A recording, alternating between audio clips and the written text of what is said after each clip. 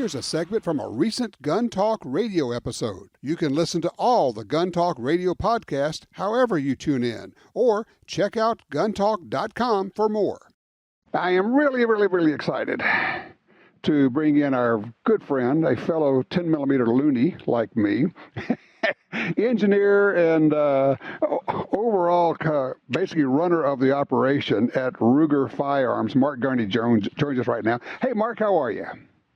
Excellent, Tom. How are you this fine day? And thank you for having me on. I am pretty darn excited because so many people have been waiting for this thing. Not that you have heard from any of them, right? No, not hardly at all. but exciting is the right word. I have been with Ruger for 27 years. Uh-huh. And this is the most exciting thing I think I've ever had the privilege of working on and with, and it's just so much fun. So you want to let the cat out of the bag, Tom? The new Ruger Marlin, or Marlin from Ruger, is out. I have one. I have shot it, and Mark Gurney is here to tell us all about it. And this is going to be the world premiere because actually it breaks tomorrow. And you guys have been so very kind to let the folks on Gun Talk, because our show is live on Sunday, talk about it today. Thank you very much. You have the floor, sir. What have you created? Well, thanks, Tom. As I said, this is the most exciting thing that I've been a part of. And I'd like to point out a couple of things. Is Ruger Marlin is now in the right home with Ruger. So we're not changing the name. The gun isn't going to say Ruger. It will say Marlin.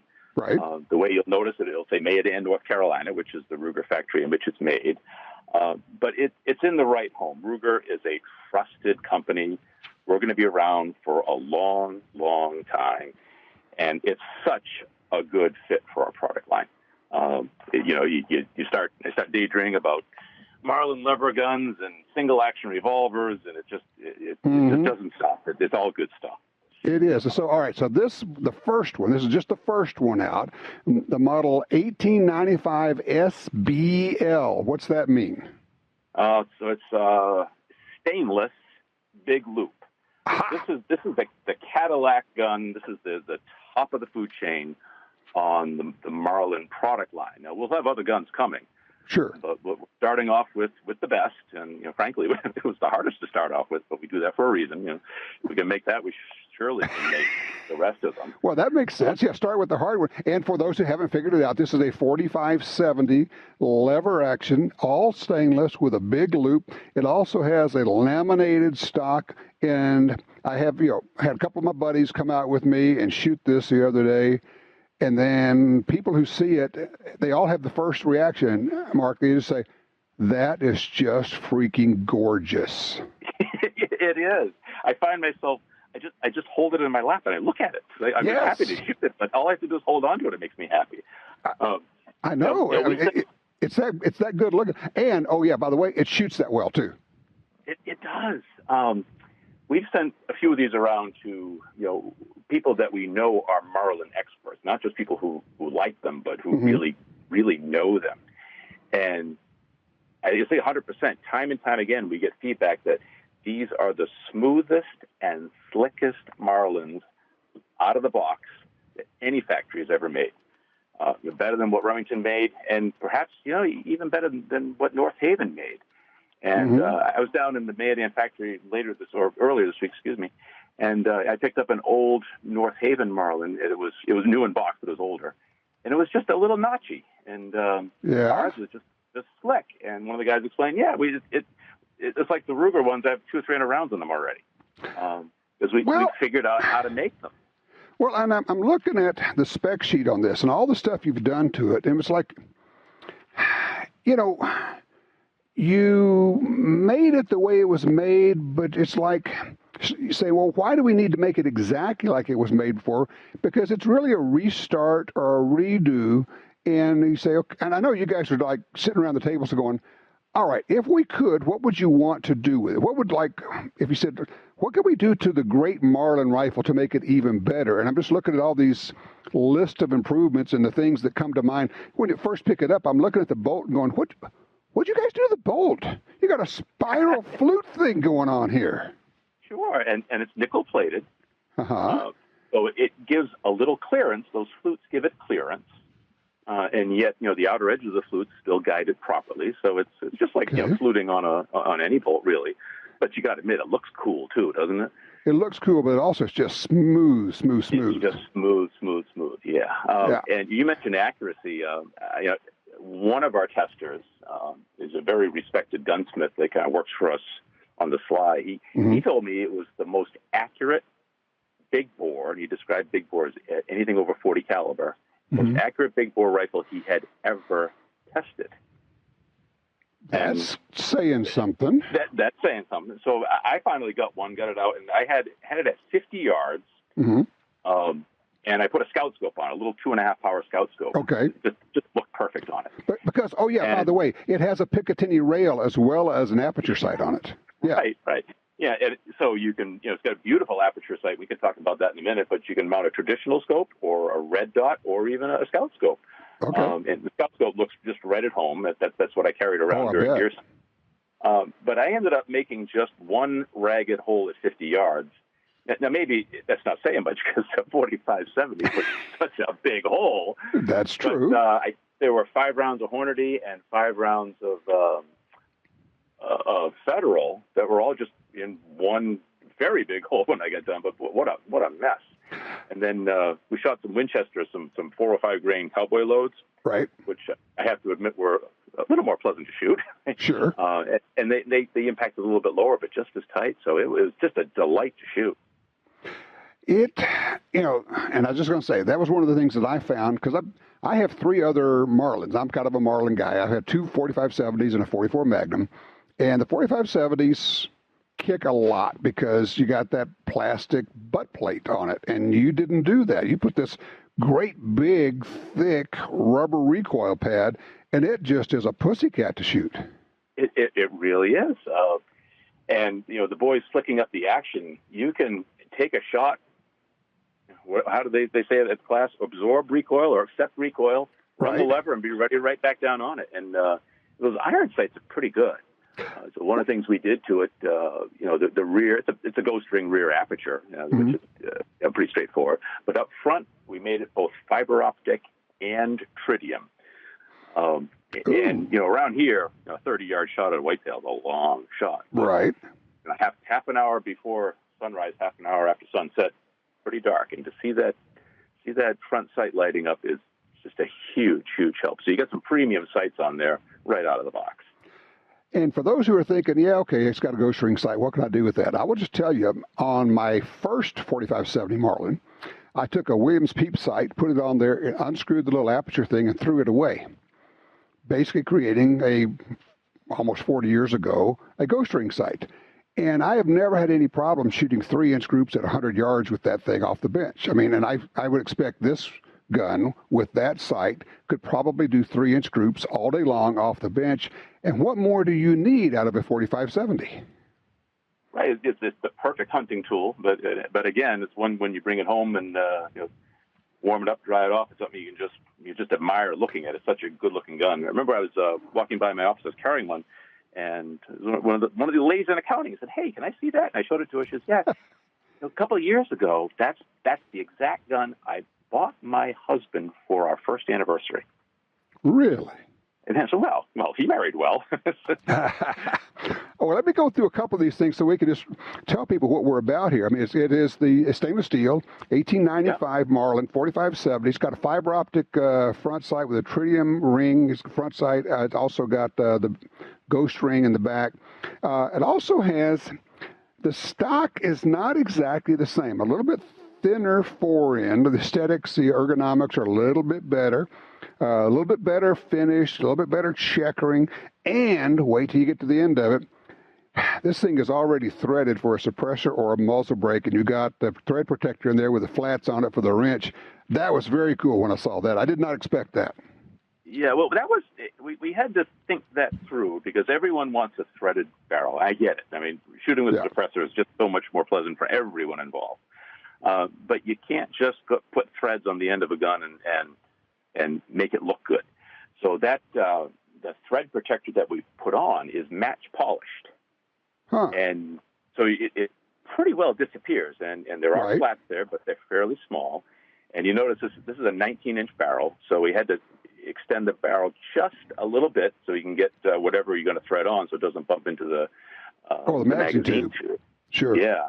In the old days, or the pre-Ruger days, you would have to, if you wanted to thread one, you'd have to cut down the mag tube and then thread it. And, it just becomes a bit of an exercise. So we removed that whole exercise requirement, and every SBL will be threaded.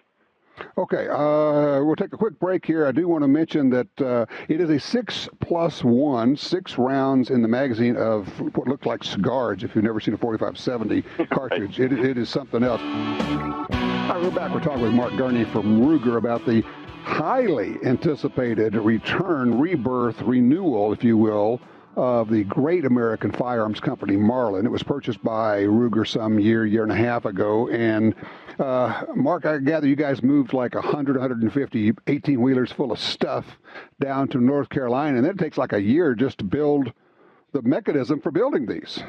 I really can't stress enough how many people did such a good job on this. The factory in Mayodan had to absorb, I think the press release says over 100. I thought it was more like 150 truckloads of machines and materials. Mm-hmm. And, so it wasn't like, we assigned 2 engineers, 1 maintenance guy to set it up. Yeah, go plug those in and start making guns, right? Yeah, exactly. And, part of the success, we talked about how smooth these are. Part of the success was that the engineers really had to digest every single print of every single part and figure out how they interacted and take away the requirement to be, quote unquote, fitting stuff together. Because fitting, when you and I bought a revolver many moons ago, when it was fitted, that was a pretty cool thing. But that's because manufacturing capabilities just weren't there many moons ago. Fitting meant somebody who had years or decades of training who could hand fit these things. And now you're saying, yeah, but we're going to make these on CNC, so that's different. Right. So we'll make them, call it pre-fitted if you wish, but we'll make them exactly to the tolerances that we need to get the performance that we need. So there were folks, the Mayodan, North Carolina factory, it was all hands, and they've done such an outstanding job in it may not be a quick amount of time to our customers, but it was a very quick amount of time for us to get that done. But plenty of folks in the other factories, I don't think there was anybody who was really unaffected by this. It was such a good job. But we're learning, though, and we just have to warn that whenever we launch anything new, it doesn't matter what it is, it's seemingly not enough. And, I was just going to say, so, all right, this has been out for like 12 minutes now, so what are you going to do next, right? Well, twofold. What we do next, it's a fair question, is try to make as many as we can of these, and it won't be enough. It never is. But we have to get these right. You only get one chance to make a good first impression, and we're going to get these right and make a good first impression. And then after that, we have there are 1895s. They're of different models. There's model 336s, which is basically an 1895 in 30-30 or 35 rem when we get to it. And then there's the whole world of pistol calibers, which, frankly, I'm almost more excited about them than I am 4570. Yeah, which is hard to think. I really like 4570. But a little 357 lever gun. Oh, yeah. You can't have fun with that. You're in the wrong. Yeah, you need to rethink it. So, all right. So, quick question for you. We're announcing it. I mean, the official announcement's tomorrow. You let us break it today. Again, thank you. So, when are they going to ship? Oh, they'll be shipping to distributors this year, and so then the retailers can get that from the distributors. We say this year. You mean like in the next 10 days? Then. Oh yeah. Okay. And yes, you're right. There's not going to be enough. The demand is totally going to outstrip this. I mean, for the next 12 months at least. And I'll go ahead and give this away. I looked on the sheet here. MSRP on these is $13.99. Yes, it is. Now, typically our across-the-counter retail price is a fair amount less than the MSRP. But perhaps not given the demand. Yeah, perhaps right. Early on. it's supply and demand kind of thing. So Sure. So rest assured, we are making as many as we possibly can, and it's probably way more than people think. Some of our previous launches, we get hate mail from people who can't make something, and yet there are just very high production. So we're doing the best we can. We're really looking hard at these as we make them, especially early on. We got to get these right. I mean, this is a classy gun, and we want to make people happy when they buy one. Right. A couple of little kind of inside deals here. Instead of like the JM on it, you've got a proof mark of RP, right? Yep, that's our proof. So proof testing, in case people don't know, that's when we subject every gun we make, every chamber we make, gets an overpressure test load. It's 40% over max as a final check to see if this thing is sturdy enough. The other markings on this gun, they will say Marlin, they won't say Ruger, but they will say the location, manufacturing location is Mayodan, North Carolina. And then the Marlin nuts might remember that there's a little bullseye with a little black and white insert on the underside of the stock. Right. And so we put that in there, but it's red and white now and looks kind of cool. Just kind of a little Ruger touch there. Okay. And also nice you might just address the serial numbers. Right. Well, RM is the prefix to the numbers, and that's you said it when we started. It's Ruger made, so it's a Ruger made Marlin. Okay. So RM could be Ruger made, could be Ruger Marlin. It's whatever you want it to be. But if you see one, Ruger made. Yep. It's Ruger made. Okay, I like that. You still have the Marlin horse and the rider. It's going to be laser engraved on the grip, so that's pretty cool. The stock is gorgeous, by the way. The laminated stock you put on these, I love it. And honestly, I did not know if I was going to like the stainless steel, but boy, it's stunning. It is a pretty gun. That's as one of the retailers here in our local hometown. He says, I like guns because I just like looking at them. And I know that a lot of the tactical guys don't get that, but I like a gun that when I'm out hunting, if there's nothing moving around and nothing going on, I can just kind of look at that thing laying across my lap and go, man, that's a cool gun. I love that thing. Yeah, exactly. I just like looking at them. Yeah. And although, it may not be tactical, but a lever gun can move pretty quick when it has to. Oh, my heavens, I guess so. I was going to tell you, I didn't mention this. When we went out and shot it, we had some of the 405 grain Winchester loads, but also mixed in with that, we put in the Black Hills Ammo Honey Badgers, all shooting to the same point of impact. So that was pretty cool. That's pretty cool. Yeah, there's a pretty wide range. Old-time 45-70, you could argue might be an intermediate cartridge. It's not that high a pressure. No. I don't think the Buffalo would argue that's intermediate. I was just going to say, I think it's going to take care of anything you want, from pronghorn to moose or anything else. Mark, I hate to do it, and you know how it's always works. We always run out of time. We always want to talk more. Can we get you back on to talk about this and some of the other things that Rugers are doing? Oh, absolutely. I would look forward to it. And again, thank you for letting us be the very first people to talk about this in public. I appreciate that so much. Well, we appreciate all that you do for us, so thank you very much, Tom.